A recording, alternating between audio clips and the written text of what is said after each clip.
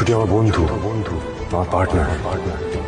আমি প্রতিজ্ঞা করছি আমি সারা জীবন ছুটিকে প্রোটেক্ট করব।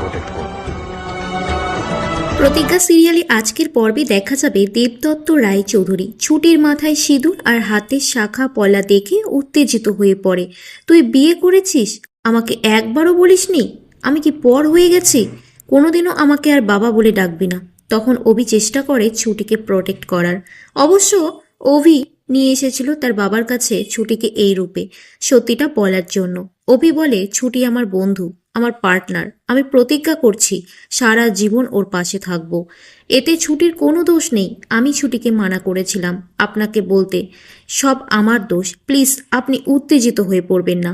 দেবদত্ত রায়চৌধুরীর সব কিছু বুঝতে পেরে অভি আর ছুটিকে বলে, তোমরা প্রতিজ্ঞা করো কোনো দিনও একে অপরের হাত ছাড়বে না, শক্ত করে ধরে রাখবে, যেই পরিস্থিতি আসুক না কেন। আমি একজন ব্যর্থ বাবা, মেয়ের কন্যাদান করতে পারিনি, বিয়ের সময় মেয়ের পাশে থাকতে পারিনি,